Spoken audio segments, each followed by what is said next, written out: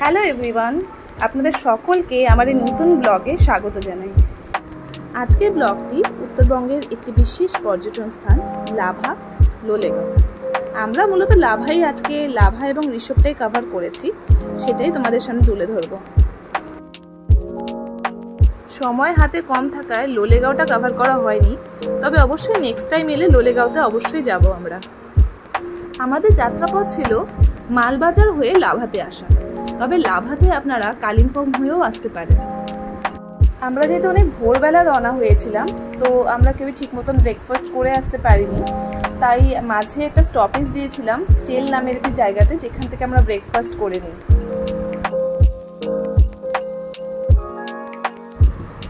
গাড়ি থেকে নেমেই আমরা আগে চেলের আশপাশটা কিছুটা ঘুরে নিই। চেলের লোকেশনটা খুব সুন্দর ছিল এবং উপর থেকে ভিউটা দারুণ লাগছিল, তো আমরা এটাকে ক্যামেরা বন্দি করে নিই। আর তারপর আমরা এখান থেকে ঘুরে নিচে নেমে এসে দেখি ফুচকার দোকান, ব্যাস আর কে লোভ সামলায়, গিয়ে ফুচকা খেতে শুরু করে দিলাম।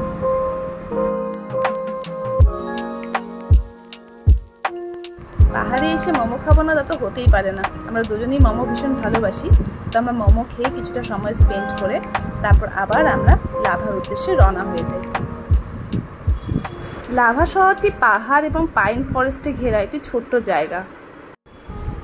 প্রায় ৭,২০০ ফিট উচ্চতায় এই লাভা শহরে যখন আপনি পৌঁছাবেন, তখন এখানকার প্রাকৃতিক পরিবেশ এবং আবহাওয়া যে আপনাকে শান্তি প্রদান করবে, সেটা অতুলনীয়। আমরা প্রথমেই লাভাতে পৌঁছে লাভা মনাস্ট্রিতে যাই, সেখানকার যে প্রাকৃতিক পরিবেশ সেটাকে অনুভব করি। মনাস্ট্রির চারদিকটা দেখো, এত সুন্দর পাহাড় এবং মেঘে ঘেরা যে এখান থেকে না বেরোতে ইচ্ছা হচ্ছিল না। এত সুন্দর পরিবেশ যে সকলে এখানে ক্যামেরা বন্দি করাতে ব্যস্ত এই পরিবেশটাকে। কিছুটা সময় আমরা আশেপাশে স্পেন্ড করে তারপর আমরা বুদ্ধ মন্দিরে প্রবেশ করি। আর মন্দিরে প্রবেশ করার সাথে সাথেই এত মানসিক শান্তি, কি বলবো, ওখানে পরিবেশটাই এত শান্ত যে ওখানে প্রবেশ করার সাথে সাথেই মনের যত দুঃখ চিন্তা সব যেন দূর হয়ে যায়। এখানেই প্রায় দুপুর হয়ে এসেছিল, তো আমরা ঠিক করলাম লাঞ্চ করে আমরা ঋষভের উদ্দেশ্যে রওনা হব। লাভা মনাস্ট্রি থেকে বেরিয়ে আমরা সামনেই একটু হেঁটে একটা বাঙালি ধাবা ছিল, সেখান থেকে আমরা লাঞ্চ সেরে নিই।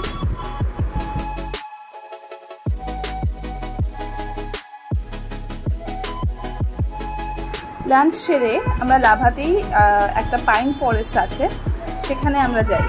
তারপর যেহেতু সন্ধ্যা হয়ে আসছিল, তো আমাদের যেহেতু ঋষভের উদ্দেশ্যেও যেতে হবে, তো আমরা সেখানে খুব বেশি সময় কাটাতে পারিনি।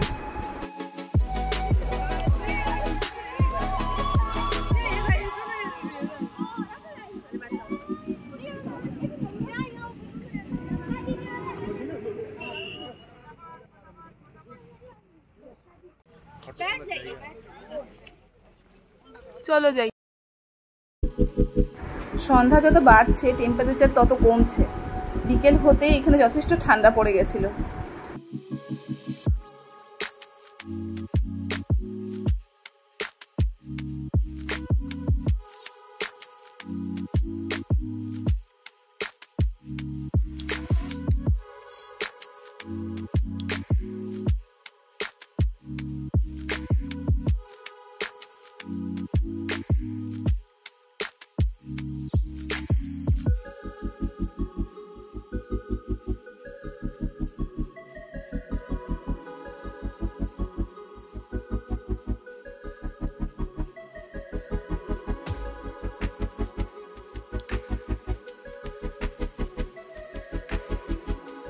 সন্ধে হয়ে এসেছিল, তো আমরা ঋষভের উদ্দেশ্যে বেরিয়ে যাই।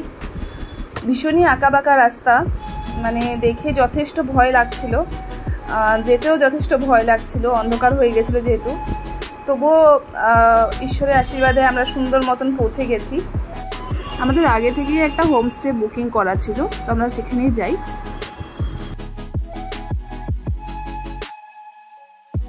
রাতে ঋষভে পৌঁছানোর পর থেকেই আমরা ভোরের অপেক্ষা করছিলাম। কেন জানো কি? কেন কি এখান থেকে আমরা কাঞ্চনজঙ্ঘা একদম স্পষ্ট দেখতে পারবো, সেটারই অপেক্ষা করছিলাম। অনেক ভোর থেকে অপেক্ষা করতে করতে দীর্ঘ প্রতীক্ষার পর শেষ পর্যন্ত আমরা কাঞ্চনজঙ্ঘা দেখতে পাই। এত সুন্দর দৃশ্য, মনোমুগ্ধকর একদম। ভোরের আলোতে কাঞ্চনজঙ্ঘা উজ্জ্বল হয়ে উঠেছে। আমরা যে হোমস্টেটিতে ছিলাম সেটার একটা বিশেষ আকর্ষণীয় বিষয়, এখান থেকে সিল্ক রুট আর সিকিম শহরটা পরিষ্কারভাবে দেখা যায়। এবার ফেরার পালা। ইচ্ছে তো করে না যেতে, বাট যেতে তো হবেই। তো আমরা ঠিক করেছি যাবার আগে এবার কালিম্পংয়ের নকদারা স্পটটা ভিজিট করে যাব। ওটাও খুব সুন্দর একটা জায়গা, সঙ্গে থাকো। আমরা যে হোমস্টেটিতে ছিলাম সেটা কিন্তু অসম্ভব সুন্দর ছিল, খুবই সুন্দর। তো যেই হোমস্টেতে ছিলাম সেখানকার কন্ট্যাক্ট নাম্বারটা আমি দিয়ে দিচ্ছি। ভীষণই রিজনেবল প্রাইসে আপনারা চাইলে থাকতে পারেন এখানে।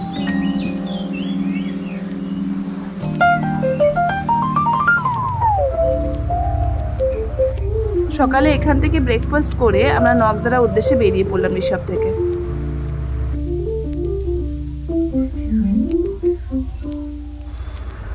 ঋষভ থেকে নকদারা যাবার রাস্তাটাও কিন্তু ভীষণ অ্যাডভেঞ্চারাস ছিল, ভীষণই আঁকা বাঁকা ছিল। যাই হোক, বেশ আনন্দ হয়েছে।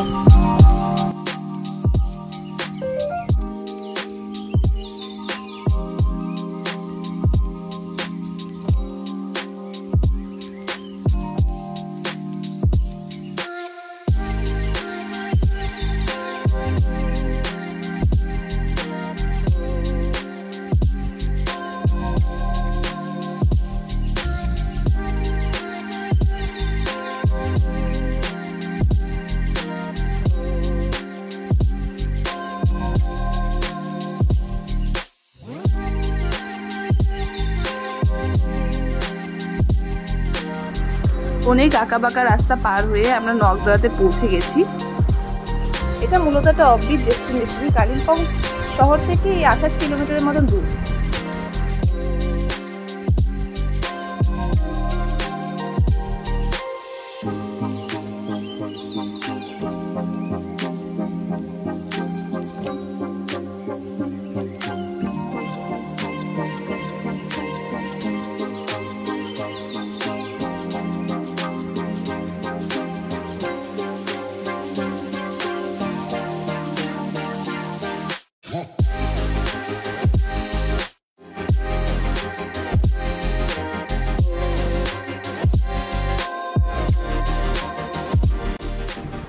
আমাদের নকদারা স্পটটা ঘোরা হয়ে গেছে, এখন আমাদের বাড়ি ফেরার পালা।